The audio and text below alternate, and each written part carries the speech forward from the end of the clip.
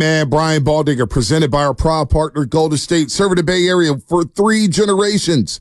Building better starts with Golden State. When you succeed, we succeed. Visit GoldenStateLumber.com. Our main man, Baldy, back on the morning roast. He'll be here for an hour as we wrap up another NFL draft. The 2024 NFL draft is in the books. Now we await the schedules being released, and then it's on to training camp and OTAs and all that fun stuff here. Baldy, good morning, man. You look so good over the weekend, man. You were ready to roll. You didn't get any sleep. I know you didn't get any sleep, and you're ready to roll. Sleep is overrated, Bon. I agree. I mean, John Bon Jovi said, we'll sleep when we're dead. Exactly. Okay. I'm with you. I mean, I'm just trying to give America what they want. You know, like what happened to their draft? Did the team get better? Did they bomb? Did they blow it? Like, I'm just here to try to give whatever analysis I can get. It's like this whole draft thing for me, honestly, and it's like this for any personnel person. Like, you study for a test. You study for a test for me for 8 weeks, and then you get to take the test. And it's just fun. You feel like you know the answers. You know who these people are. You hear all these little anecdotes, these little stories, everything you listen to this weekend on the broadcast. And you get a chance to, kind of spit it all out. It's fun. No, it is a lot of fun here. So what do you think here with the Niners? They make their picks. They added a lot of speed on offense. I love this Ronaldo Green out of my Florida State Seminoles at corner.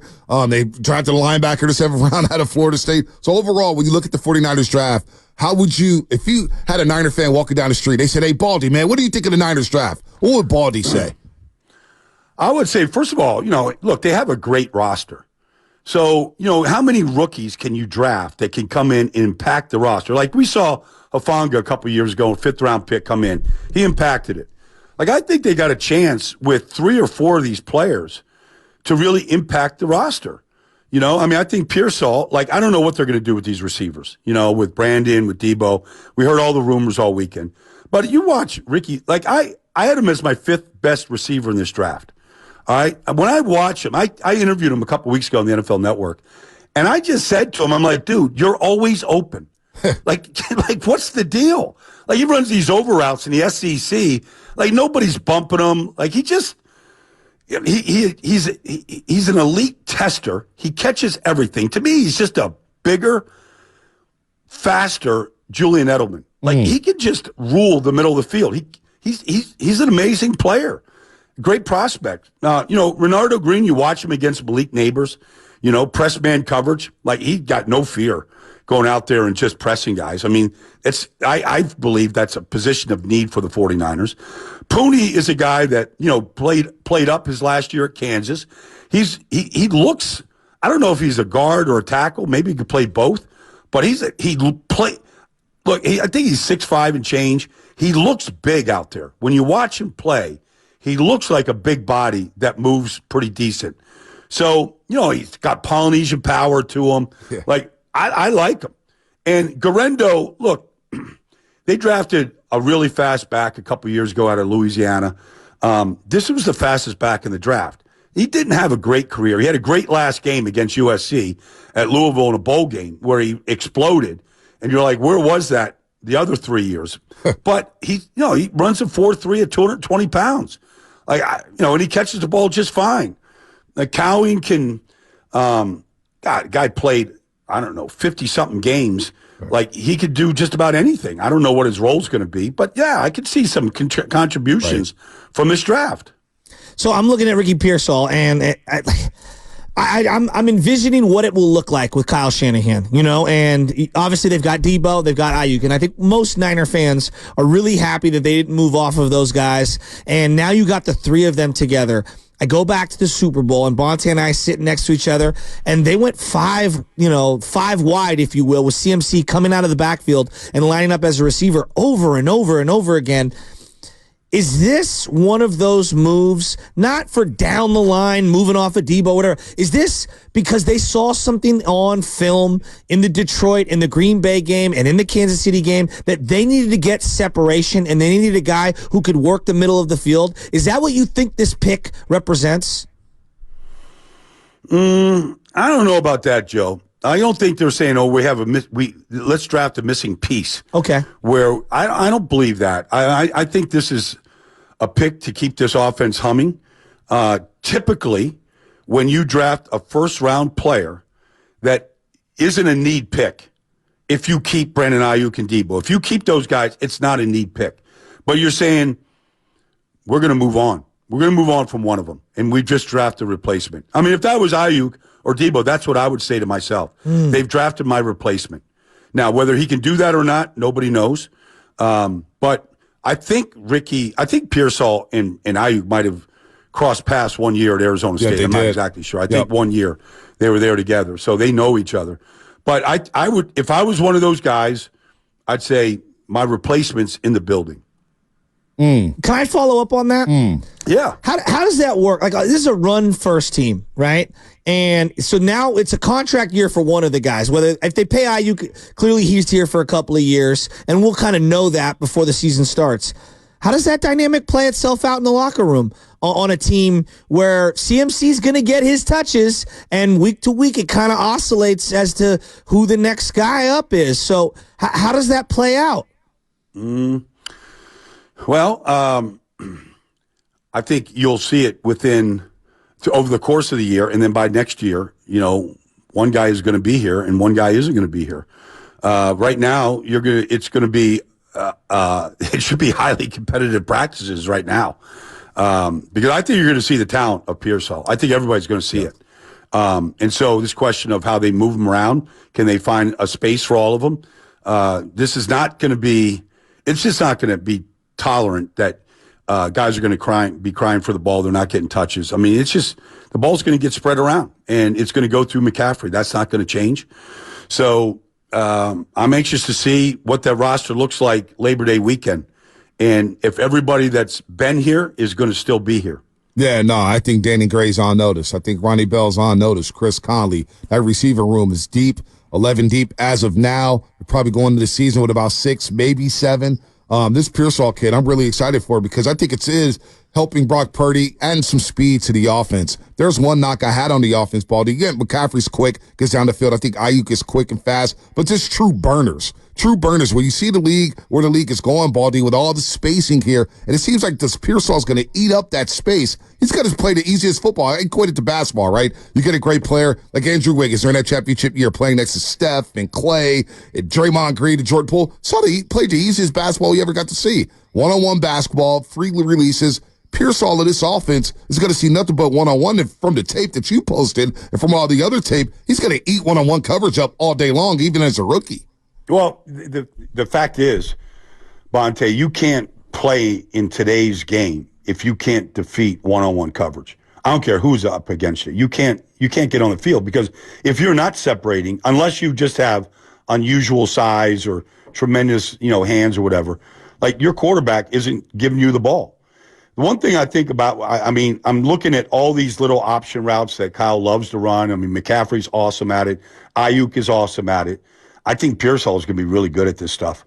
Like all this stuff underneath, these whip routes and these stick nods and some of these like hesitation type things where you're just trying to separate as quickly as you can underneath and just test, whatever coverage they're throwing at you, whether it's zone or man.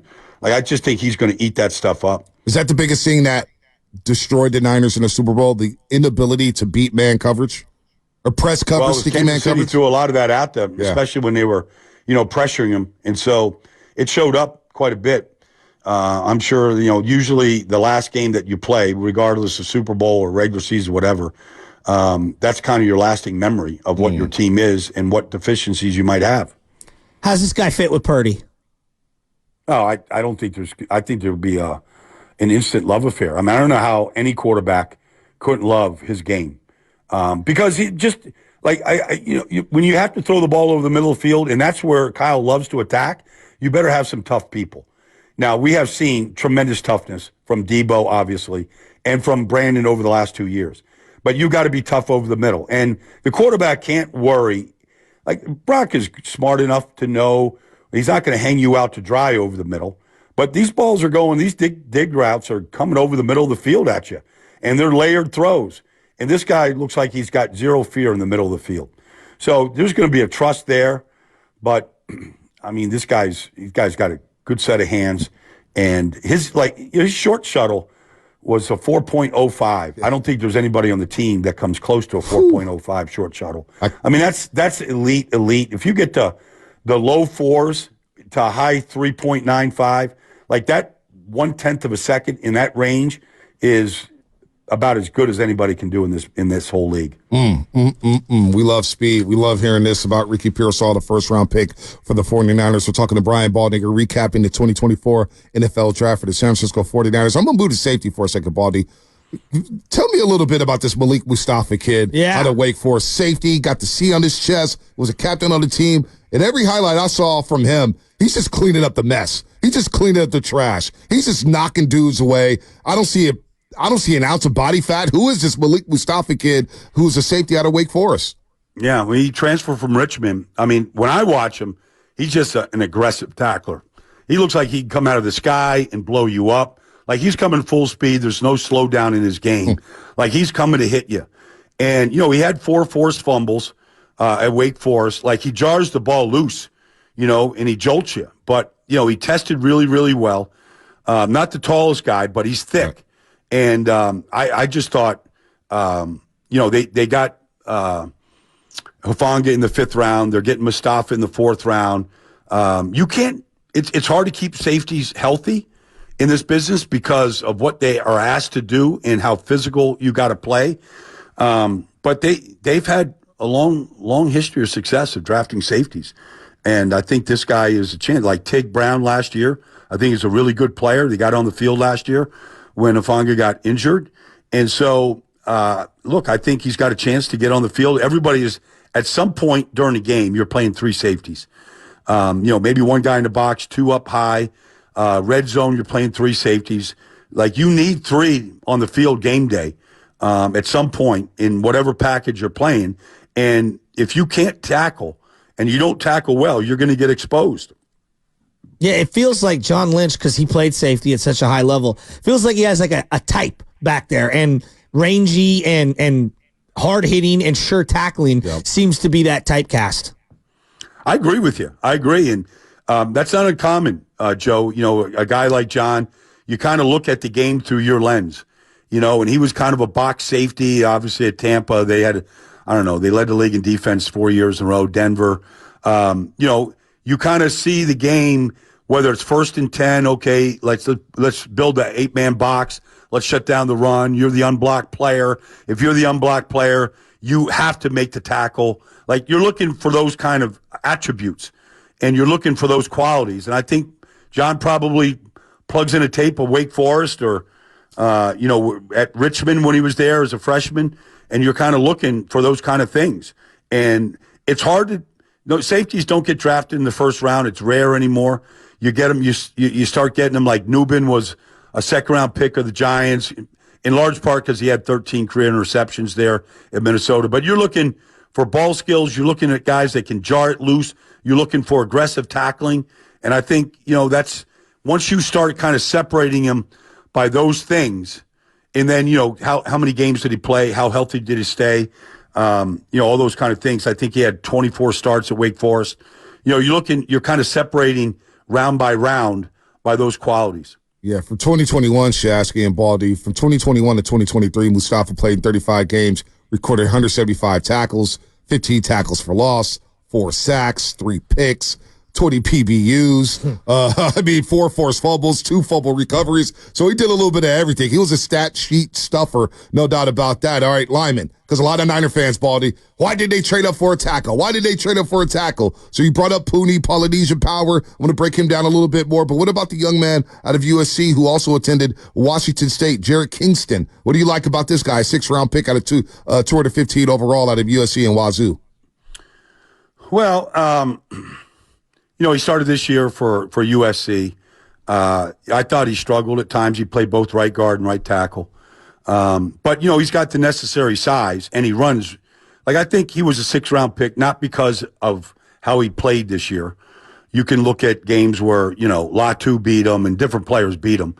But I think, when you can run the way he ran a 5-flat 40. He had a good, he tested really well, at 6'4" and change, 300+ pounds. So, I think he's a prospect. But I think Pooney is a guy.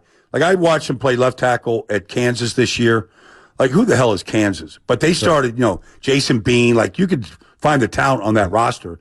And Pooney's a big part of it. He transferred. He's one of those 6-year players. Right. He was at Central Missouri. He ended up playing up at Kansas when they started building the program. So you watch him in the Big 12, and you watch him, like, he didn't give up a sack this year. Yep. Like, you could say, okay, well, who's the pass rushers of the Big 12? I don't know.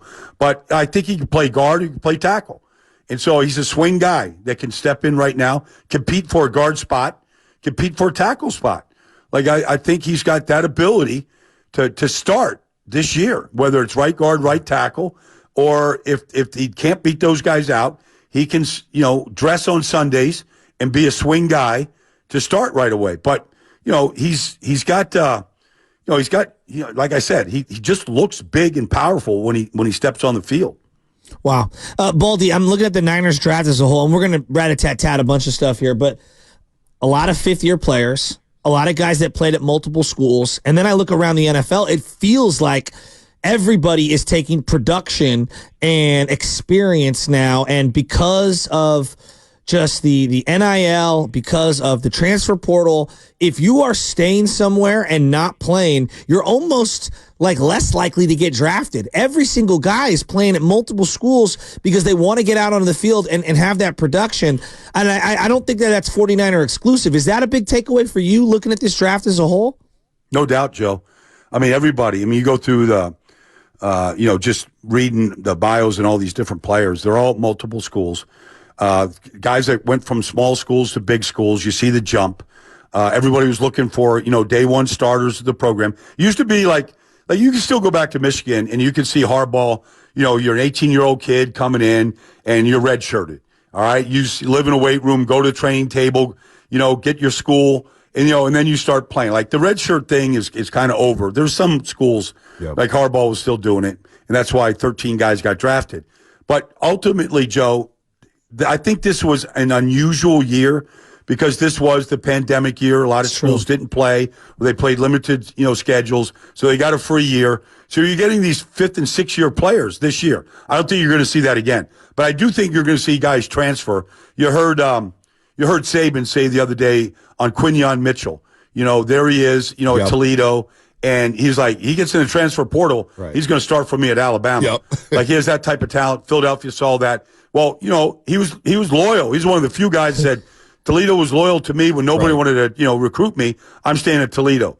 And he blew Nick Saban off. But most guys would take that opportunity to go, to go play for Nick. But that was an unusual guy. But I think this is just one of those years. Like it's just an outlier year where we saw a lot of 23 and 24-year-old players, finishing their careers.